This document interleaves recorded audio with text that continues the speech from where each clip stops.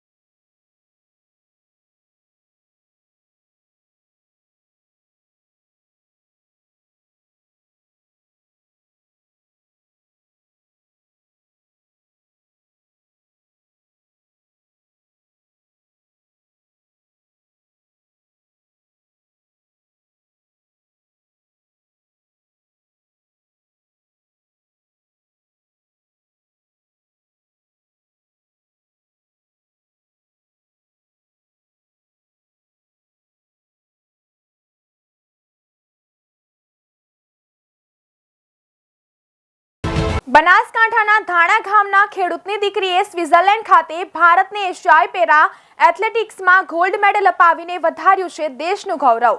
જીત બાદ પરત ગામમાં આવતા ગામ લોકોએ ખૂબ જ ઉત્સાહ અને ઢોલ નગારા સાથે કર્યું સ્વાગત। તો દીકરી ગામમાં આવતા ભારત માતા કી જયના નારાથી ગુંજી ઉઠ્યું ગામ। તો આમ બનાસકાંઠા જિલ્લામાંથી થોડાક વર્ષો પહેલા શિક્ષણ બાબતે કાળીટીલી હતી, પરંતુ સમય બદલાયો, શિક્ષણ પદ્ધતિ બદલાઈ, જિલ્લામાં યુગ બદલાયો અને જિલ્લામાં આજે અનેક બાળકો શિક્ષણ અને નોકરીમાં આગળ વધી રહ્યા છે।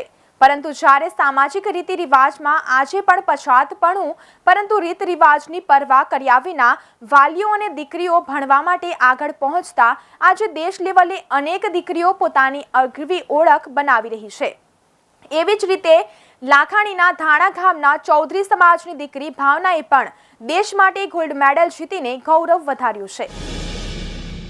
જાફરાબાદ તાલુકાના બલાણા ગામે 3 દિવસનો રામજી મંદિર તેમજ નૂતન રાધે કૃષ્ણ મંદિર મૂર્તિ પ્રતિષ્ઠા કાર્યક્રમ બલાણા ખાતે 3 દિવસીય કાર્યક્રમનું ભવ્યથી ભવ્ય આયોજન કરવામાં આવ્યું છે, જેમાં ભગવાન રામચંદ્ર તેમજ રાધે કૃષ્ણ મૂર્તિ વિશાળ શોભાયાત્રા નીકળી હતી અને આ શોભાયાત્રામાં ડીજેના તાલે ભક્તોએ રાસની રમઝટ બોલાવી તેમજ અબીલ ગુલાલ છાંટી સમગ્ર બલાણા ગામમાં ભક્તિમય વાતાવરણ જોવા મળ્યું હતું। ત્યારબાદ મૂર્તિઓને જલાભિષેક કરવામાં આવ્યું અને આ 3 દિવસ ચાલનાર આ મહાયજ્ઞમાં સાધુ સંતો તેમજ રાજકીય આગેવાનો ઉપસ્થિત રહેશે।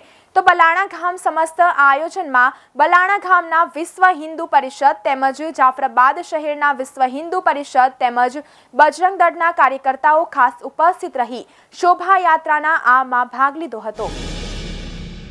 ધાંગધ્રા તાલુકાના ગામોમાંથી પસાર થતી નર્મદાની બ્રાન્ચ કેનાલમાં હાલ પાણી ચાલુ કરી હળવદના બ્રહ્માની ડેમ ભરવામાં આવી રહ્યો છે, ત્યારે ખેડૂતોને પાણી ન આપવા માટે મોડી રાત્રે નર્મદા વિભાગના અધિકારીઓ સાથે એસઆરપી તૈનાત રાખી ખેડૂતોની પાઇપલાઇનો તોડી કાઢવામાં આવતા ખેડૂતોમાં રોષ ભભૂકી ઉઠ્યો હતો અને હાલ વાવણીનો સમય હોય અને ખેડૂતો પાણીની ચાતક નજરે રાહ જોઈ રહ્યા હોય છે, ત્યારે ડેમ ભરવામાં આવે છે, પરંતુ ખેડૂતોને એક ટીમ્પુ પાણી દોહ્યું બની ગયું છે। સરકારની ખેડૂતો માટે હાલ પાણી કેનાલમાં છોડવામાં નહીં આવે તો ખેડૂતો આગેવાનો દ્વારા આગામી 7 તારીખના જળ સમાધિ લેવાની હોવાની ત્યાં આ અંગે કિસાન કોંગ્રેસ દ્વારા ખેડૂતોની લડતમાં સમર્થન ઉતરી આવતા આ જલ્દીથી રીતે કાર્યક્રમો હાથ ધરવામાં આવનાર હોવાથી તંત્ર દ્વારા હાલ કેનાલમાં પાણી છોડવામાં આવ્યું છે, ત્યારે કેનાલ પર ચુસ્ત બંદોબસ્ત ગોઠવી મોડી રાત્રે તંત્ર દ્વારા ખેડૂતની પાઇપલાઇન તોડી પાડવાની કામગીરી આરંભાતા ખેડૂતોમાં રોષ ભભૂકી ઉઠ્યો હતો।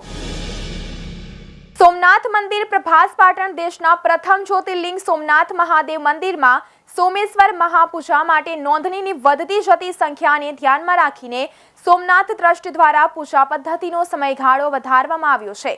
ગીર સોમનાથ જિલ્લાના પ્રભાસ પાટણ સોમનાથ ખાતે આવેલા સોમનાથ ટ્રસ્ટના જનરલ મેનેજર વિજયસિંહ ચાવડાના જણાવ્યા અનુસાર સવારે 8, 9 અને 10 કલાકના 3 કલાકમાં સોમનાથ મહાપૂજન કરી ભક્તોએ સોમનાથ મહાદેવના આશીર્વાદ લીધા હતા।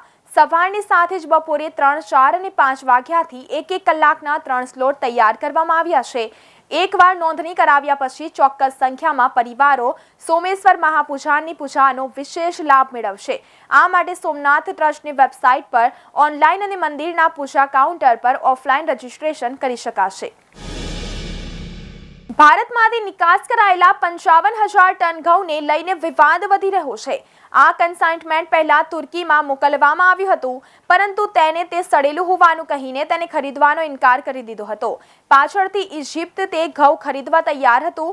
રાઇટર્સના અહેવાલ મુજબ ઇજિપ્તના અધિકારીઓએ ઘઉંથી ભરેલા જહાજને દેશની સરહદમાં પ્રવેશતા પહેલા અટકાવી દીધું હતું।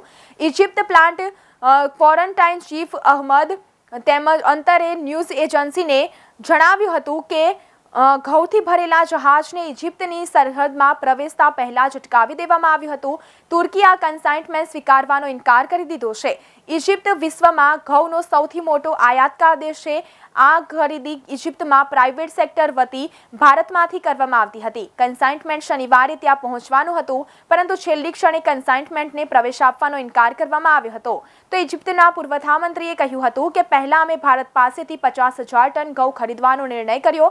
આ ટેન્ડર પ્રક્રિયાથી અલગ છે, જો કે હજુ સુધી તેના પર હસ્તાક્ષર થયા નથી।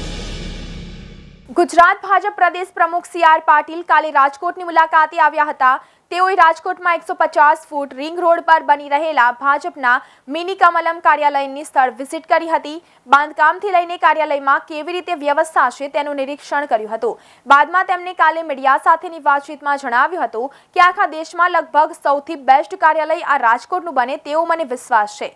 પાટીલે વધુમાં જણાવ્યું હતું કે ભારતીય જનતા પાર્ટીનું દરેક જિલ્લા પર એક કાર્યાલય હોવું જોઈએ તેવી ઝુંબેશ ગૃહમંત્રી અમિતભાઈએ જ્યારે રાષ્ટ્રીય અધ્યક્ષ હતા ત્યારે ઉપાડી હતી।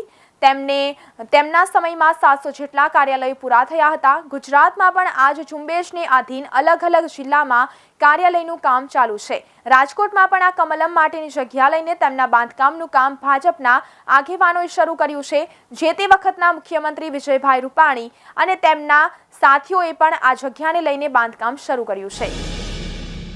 પૃથ્વી પર પાણીનો અભાવ એક ગંભીર સમસ્યા બની રહી છે।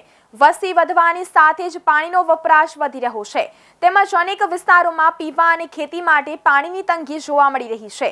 આ કપરા સમયમાં ખેડૂતો પાણીના ઓછા વપરાશમાં સારી ઉપજ મળી શકે તેવી ટેકનોલોજી અપનાવે તે જરૂરી છે।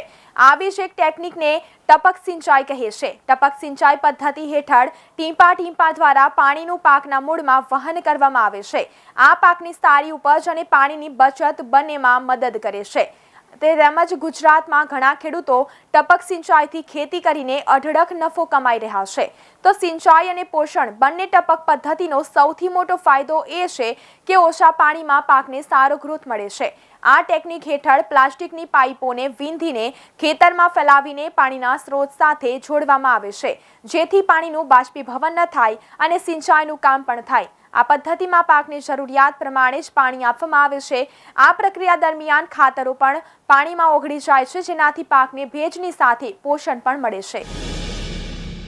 વિશ્વ પર્યાવરણ દિવસની રાજ્યભરમાં ઉજવણી કરવામાં આવી હતી, ત્યારે ગુજરાત યુનિવર્સિટી કન્વેન્શન હોલમાં સીએમ દ્વારા ખાસ ઉજવણી કરવામાં આવી હતી। મુખ્યમંત્રી ભૂપેન્દ્ર પટેલ સાથે કાર્યક્રમમાં જગદીશ પંચાલ, મેયર કિરીટ પરમાર હાજર રહ્યા હતા। મુખ્યમંત્રી દ્વારા GMDC ખાતે વૃક્ષારોપણ પણ કરવામાં આવ્યું હતું। તો આઝાદીના અમૃત મહોત્સવ અંતર્ગત ગામડામાં અનોખી પહેલ કરવામાં આવી હતી। ગ્રામ્ય વિસ્તારમાં પ્લાસ્ટિકની કચરાના વ્યવસ્થાપનની પહેલ કરી તો 100 ગામડાઓમાંથી શરૂ થયેલ અભિયાન આજે 848 ગામ સુધી વ્યાપ વધ્યો છે। તો 1,60,000 કિલોગ્રામ પ્લાસ્ટિક કચરો એકત્ર કરીને પર્યાવરણ સુરક્ષિત કરવાનો નિર્ધાર કરવામાં આવ્યો હતો। મંત્રી જગદીશ પંચાલે જણાવ્યું હતું કે ડાંગને પ્રથમ પ્રાકૃતિક જિલ્લો ઘોષિત કરવામાં આવ્યો છે। 15 લાખ વૃક્ષો પર્યાવરણ દિવસે ઉગાડવામાં આવ્યા। તો 1972માં વિશ્વ પર્યાવરણ દિવસ ઉજવવાની શરૂઆત કરવામાં આવી હતી। રાજ્યભરમાં કાળઝાળ ગરમી વચ્ચે રાહતના સમાચાર સામે આવ્યા છે। હવામાન વિભાગે આગામી 8મી જૂનથી રાજ્યના અલગ અલગ વિસ્તારોમાં વરસાદની આગાહી કરી છે। હવામાન વિભાગના અનુમાન અનુસાર દક્ષિણ ગુજરાત અને સૌરાષ્ટ્રના કેટલાક વિસ્તારોમાં વરસાદ પડી શકે છે, પરંતુ મહત્વની વાત એ છે કે હજુ પણ આગામી 2 દિવસ સુધી તાપમાનનો પારો 43 ડિગ્રી સુધી જોવા મળી શકે છે, જ્યારે 2 દિવસ બાદ તાપમાનમાં 2 ડિગ્રી સુધીનો ઘટાડો જોવા મળી શકે છે।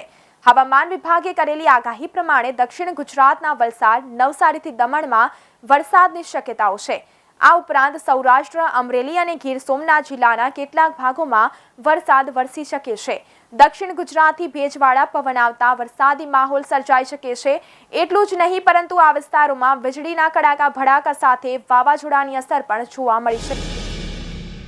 વડોદરા શહેરની આજવા ટાંકી ખાતે નવીન એલટી પેનલ બોર્ડ બેસાડવાની કામગીરીને કારણે આગામી મંગળવાર સાંજે અને બુધવાર સવારે આ ટાંકી વિસ્તારમાં પાણી વિતરણ નહીં થાય.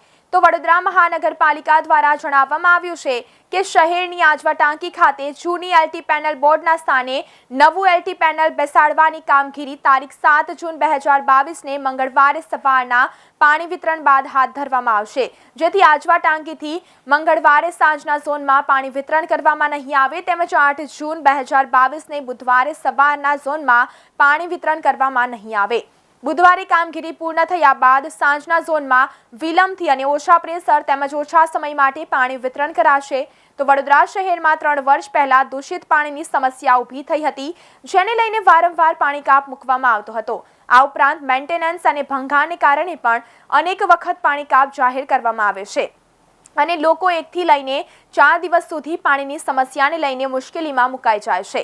તો વડોદરા શહેરમાં મેન્ટેનન્સ અને લીકેજ સહિતની કામગીરીને લઈને વારંવાર પાણી કાપ જાહેર કરવામાં આવે છે, જેને પગલે વડોદરાની પ્રજા ત્રસ્ત બની ચૂકી છે. એક ચોંકાવનારી ઘટનામાં હૈદરાબાદના એક 16 વર્ષના છોકરાએ મોબાઈલ ફોન પર ઓનલાઈન ગેમ રમીને 36 લાખ રૂપિયા ગુમાવ્યા. હૈદરાબાદના અંબરપેટ વિસ્તારનો આ છોકરો તેની માતાના બેંક એકાઉન્ટ્સનો ઉપયોગ ઓનલાઈન ગેમ્સ માટે ચૂકવણી કરવા માટે કરતો હતો.